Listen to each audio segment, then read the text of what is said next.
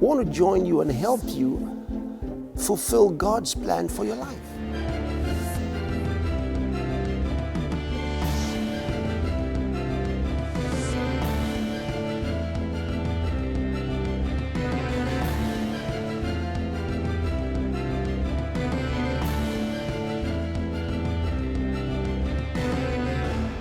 I feel this in my bones, people.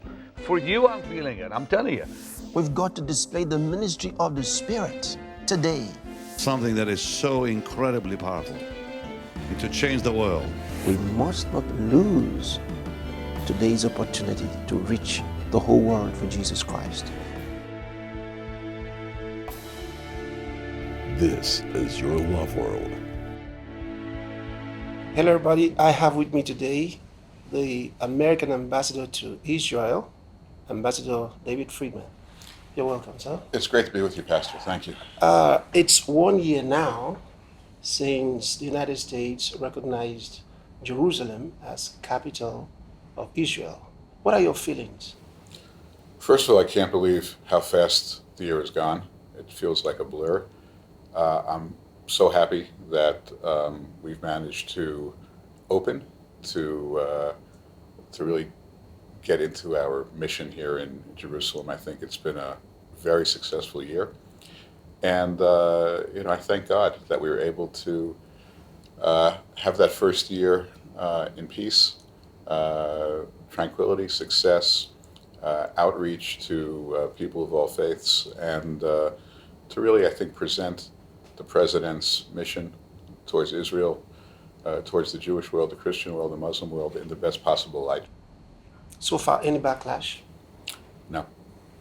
Surprisingly, no. From the first day, from the day of the opening ceremony, I don't think there were more than 10 or 15 people in all of Jerusalem that were protesting. Of course, there was violence in Gaza, but that violence had already begun several months earlier. So that was really unavoidable. But in terms of the city of Jerusalem, it was completely tranquil, as it should be. Amazing. Now, in recent times, we can say that Iran has been ramping up their rhetoric against Israel. Any connection with the relocation of the embassy? I think Iran has hated Israel, has hated the United States for decades. And we haven't seen any increased rhetoric relating to the opening of the embassy. But we have, of course, seen Iranian activity grow, malign activity grow throughout the southern and northern crescents, whether in Yemen or Iraq or in Syria. So Iran is a serious problem, but I don't think that problem has been exacerbated by the opening of the embassy. If I look at it from another perspective, sometimes some people may not say something, but they may not be very happy. What are the thoughts in Europe?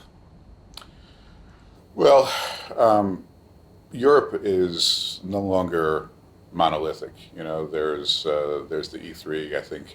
I think France and Germany have been fairly vocal in their opposition to recognizing Jerusalem as the capital of Israel.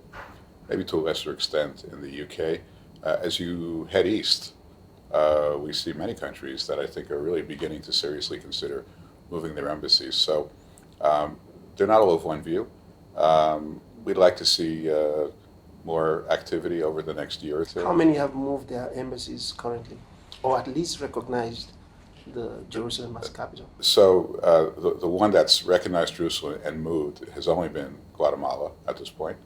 The Czech Republic has opened up a diplomatic facility here, as have a number of other countries. No one has yet moved an embassy. It's been actively discussed, as you may know, in Brazil, in Romania, in a number of other countries. So it's moving, not at the fast pace we would like, but it's moving at I think, in that direction. Are you making any efforts to convince them, or are you just waiting for them to decide? We've, I think, indicated to everyone that's willing to listen that we think their diplomatic missions should be in Jerusalem. We think that's the correct approach diplomatically, it's the correct approach historically, and it doesn't in any way denigrate from the desire to see peace in the region or to see the Palestinians live in dignity with autonomy. So that's been our view. We've made that point over and over again, and privately many countries have agreed. I think there's in each country a process that maybe takes a couple of years, but I'm still optimistic that we'll see more movement. Amazing. What are your thoughts? You've been here for a while now, and since the declaration of Jerusalem as capital, you've also been here and watched how things have evolved. What are your thoughts about Israel as a whole? Well, there's a lot to discuss. Maybe in the simplest terms, Israel is a miraculous country. When you think of the challenges that it faces, the enemies on its border, whether it's Syria, Lebanon, Gaza, enemies close to its border like Iran, all the instability, all the terrorist groups that threaten it, the fact that it's able not just to survive, but to maintain its strength, maintain its security, develop a world-class economy, one of the best in the world, be a leader in cyber defense and high technology.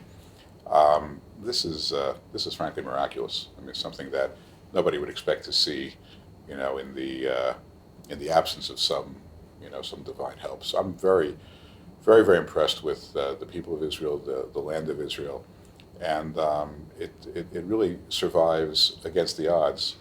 But it doesn't just survive; it really survives and excels in ways that I think few other countries can. I like to think that the United States and Israel are so close because we do have these shared values and these shared accomplishments. But of course, Israel does it with much greater risk to its security. The United States is surrounded by oceans, and Canada and Mexico. Israel doesn't have that luxury. Now, talking about security, you recently declared the Golan Heights as part of Israel. What would you say to the world really motivated this? Was it in defense of Israel? What was it?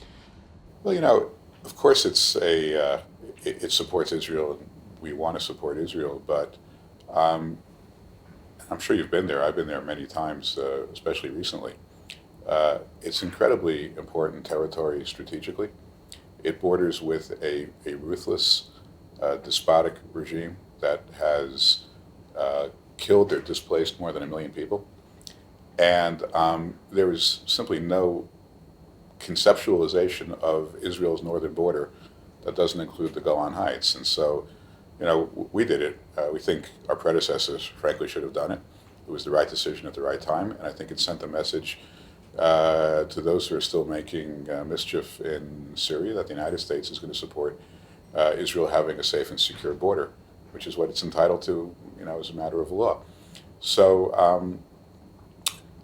we're surprised that any country could possibly conceive of a circumstance where the Golan Heights would be returned to Bashar Assad. It's beyond imagination that anybody could think that would be a possibility, even 50 years from now. Even in the distant future, the Golan Heights needs to be part of Israel forever. Interesting.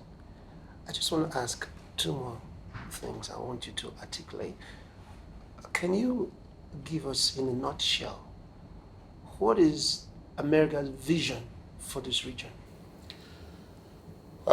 We'd like to see much of the region join the 21st century, develop better practices with regard to human rights, more open, transparent economy,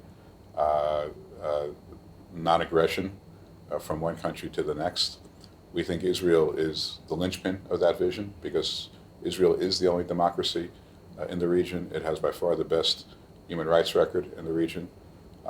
So it is the model that we would like to see others aspire to. And look, without mentioning other countries, we're seeing progress.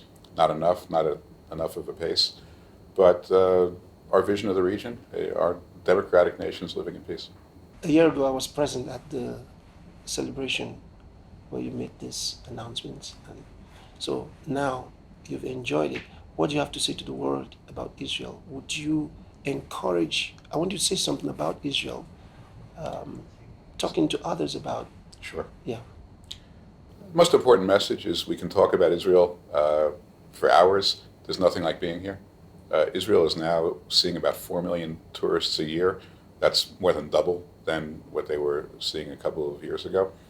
People are coming here. They're seeing the beauty of it, the miracle of it, the power of walking the lands of the Bible, walking where Moses walked, walking where Jesus walked. Actually, I shouldn't say Moses. Moses never got to Israel, but walking where Joshua walked, where Jesus walked, where Samuel walked. It's very powerful. There's nothing like being here. And to see how Israel makes it all work and accommodates all the faiths, all the faith-based tourists in a way that's so welcoming, I think it's a transformational experience, and I would encourage everybody to come. Amazing. Mr. Ambassador, thank you so much. Thank you for having Thank me. you. It's a pleasure. God bless you. Thank you.